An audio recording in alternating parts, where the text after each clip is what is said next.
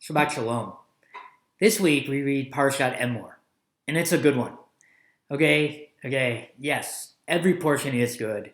Just ask any This American Shabbat group that has been tasked with a bad portion, or anyone who has spent time in the weeds, finds that there is no bad portion, that everyone has something to say to us.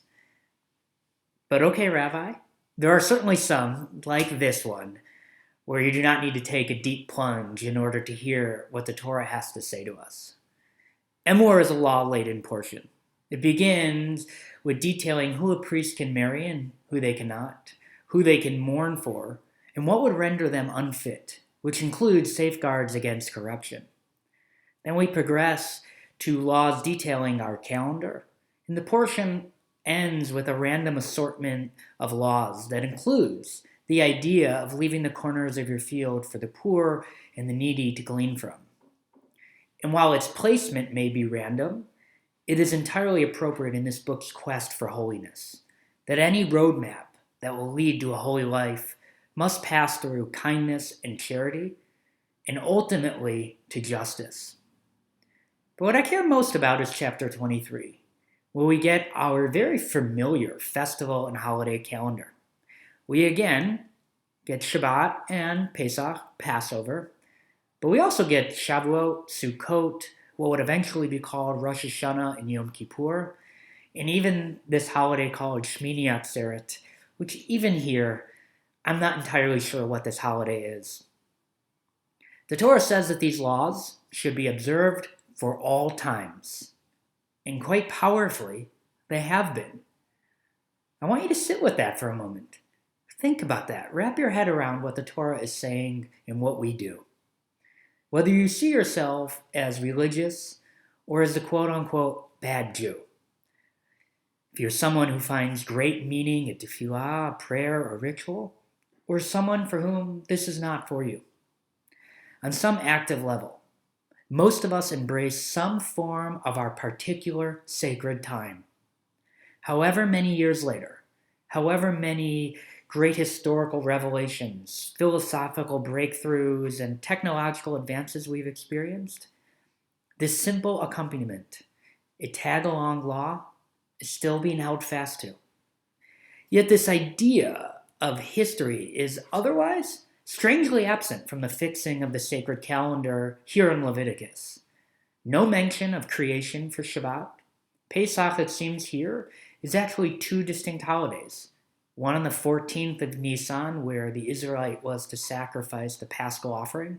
And then on the 15th, the Israelite had the Feast of Unleavened Bread. Yet no explanation for why, no retelling of the story was included, nor a rationale for why we eat this unleavened bread. Certainly no recipe for how to make it. We are told to count the Omer, the days from Pesach to Shavuot. But the description is entirely tied to agriculture, a holiday honoring the beginning of the harvest. An omer is literally an amount of wheat. There's no mention of Shavuot being the holiday where God gave us the Torah. No attempt to recapture the intensity and dramatic emotional memory of standing at Mount Sinai. The Torah offers no acknowledgement that this period of counting, which we're doing right now, has to do with walking the path of redemption to revelation, nor of marking time in order to give us greater perspective, to make us more in tune with the world or with ourselves. No. These explanations that we latch onto are completely absent. The understanding of these holidays and the practices are descriptive and kind of sterile, devoid of the historical and intergenerational memory we hold so dear to, or perhaps even for many, they're the reason that we do it, the reason its meaning continues to reverberate throughout time. And that is precisely the point. And by including this easy-to-overlook tagline at the end of the Passover section, this is a law for all time, in all your settlements, throughout the ages, was a remarkably intuitive move by this section's author. At some point, the memory of the Exodus, The sting of slavery and the bittersweet nature of wandering the desert without Torah and without home will fade. And not too long after that, the remember when will fade too. That is why the festivals to commemorate Passover became one, and we swapped the roasting of a whole lamb for a gathering of friends and family where we retell that story in our own voice, stressing the particulars of our own interests, while remaining steadfast and dedicated to its core idea, tethered to the same text. I hope the irony of being on a screen, not in any physical proximity to each other, not to mention, I'm assuming, very far from any farm that we would have any idea of what to do with.